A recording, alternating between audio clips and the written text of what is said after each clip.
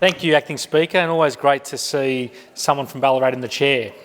I rise to speak in support of the Terrorism, Community Protection and Controlled Weapons Amendment Bill of 2024. In doing so, of course, like many of my previous speakers have acknowledged, I'd like to also thank our hard-working Victoria Police members, namely those from across the Marybeck LGA, from Fawkner and Brunswick Police Station, who do an incredible job every single day, 24 hours a day, 7 days a week, 365 days of the year to keep our community safe.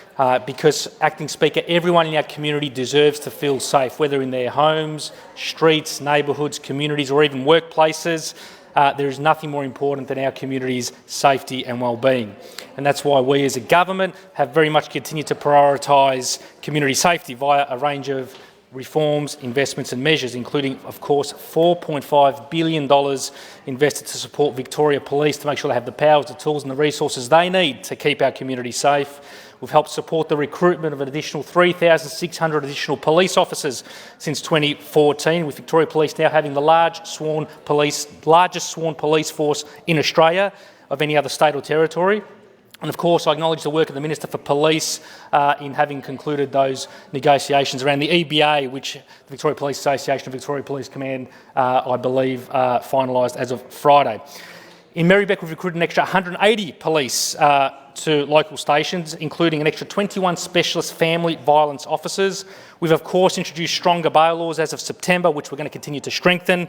Tougher consequences have been introduced as well for serious, violent and repeat offenders, and tougher laws when it comes to the tobacco and illicit tobacco trade, organised crime, outlaw motorcycle gangs, dangerous weapons, which this bill builds on today, and of course we've modernised our youth justice system and continued to invest through crime prevention, early intervention, addressing the root causes of crime, whether it's family violence, mental health, unemployment, drug and alcohol issues, housing, homelessness and socioeconomic disadvantage.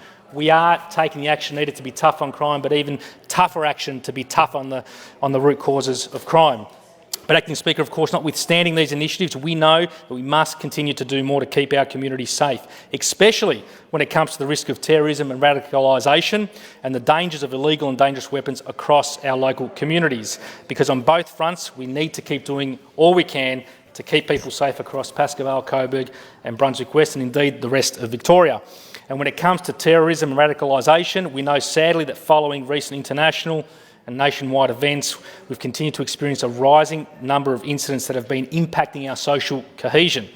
The 2023 Victorian Anti-Semitism report recorded, for example, a 228% increase in anti-Semitic incidents. As of February, Victoria Police attended 561 separate protests and demonstrations, some of which did contain radical anti-Semitic elements, whether on the far right with neo-Nazis standing disgracefully on the front steps of Parliament, or on the far left via radical socialist and radical green protest movements.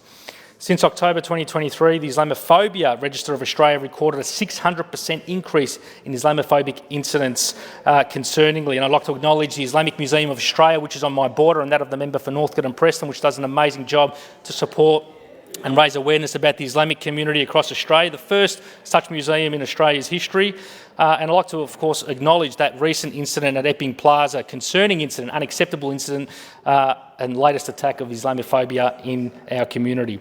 And as a result of those and other incidents, the ASIO and the Australian Federal Police, of course, have raised Australia's threat level from possible to probable as of August 2024, with the ASIO Director General Mike Burgess on the 5th of August saying, and I quote, "Australia's security environment is degrading. It's more volatile and unpredictable. Espionage and foreign interference are, of course, our principal security concerns. However, ASIO's intelligence suggests we've also seen an increase in extremism. More Australians are being radicalised and radicalised more quickly. More Australians are embracing a more diverse range of extreme ideologies, and more Australians are willing to use violence to advance their cause. Politically motivated violence now joins espionage and foreign interference as our principal security concern." Acting Speaker, that's why we need to strengthen the Terrorism Community Protections Act in this bill. Yes, it is about those tougher penalties for those who consider planning or carrying out, more concerningly, such attacks. But it's also about that early intervention and de-radicalisation programs that we've got to continue focusing on. In this respect, we do recognise as a government the need for therapeutic intervention for those who may be vulnerable to violent extremism. These amendments before the House will improve operations of Victoria's voluntary case management scheme to make sure it operates flexibly and responsively. The amendments also follow a wider cohort of people to be eligible to access such intervention, reducing the likelihood of them posing a risk to the community. Victoria's VCM has been in operation since 2022 and is a voluntary program that provides tailored intervention and wraparound supports for people at risk of radicalisation, with the program providing for psychological counselling, career counselling, mentoring, tutoring, legal aid and access to community support groups. The scheme provides support for people who are at risk or are radicalising towards violent extremism. It connects them with the services they need and identifies ways to reconnect them with the community. And it's important to remember that this scheme is voluntary and it complements the work being done by Victoria Police with the higher risk individuals. These amendments will make the changes to the operation of the scheme to ensure best practice. For instance, it is best practice to involve the individual with the decisions made about their well-being, and this bill will ensure that when a voluntary case management plan is developed, it's done so in collaboration with the participant, and it does contain a number of other amendments in this regard too, because while we of course welcome reforms, especially given that locally for my community, anecdotally, I understand that a respectable portion of federal state de-radicalisation resources are allocated across the Hume and Marybeck regions in Melbourne's northern suburbs. But it's also the reforms contained in this bill as they relate to knives and dangerous weapons that my community will welcome. Knife-related crime in 2024 reduced by 3.6% compared to 23 levels, but we know there is more to do. We are listening to the concerns of the community and taking the action needed to keep our knives off the streets and keep people safe.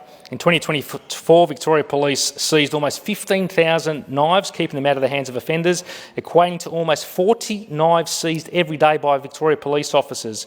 That's an increase of almost 2,000 knives seized by police compared to 2023 and 13,000 odd knives seized in 2023. 70% of knives victims of knife crime, are adults, and almost 55% of offenders are adults. 20% of offenders were young, and 11% of offenders were youth gang members. In my community of Marybeck, whilst the overall crime rate and criminal incident rate does remain lower than the Victorian state average, acting Speaker, I understand that recent statistics do show a 40% increase in weapons and explosive-related offences, namely related to the illicit tobacco crimes that have taken place. We're listening to Victoria Police, and that's why this bill will amend the Control of Weapons Act to ensure that police can use their existing powers to search for weapons more easily, more often and for longer periods. We are getting knives out of the hands of criminals and off our streets because there is no excuse to be carrying a knife in everyday life. We know that further strengthening of the Control Weapons Act will help our officers to detect weapons and deter people from using them in the first place. These enhanced police powers will ensure opportunistic offenders are held to account.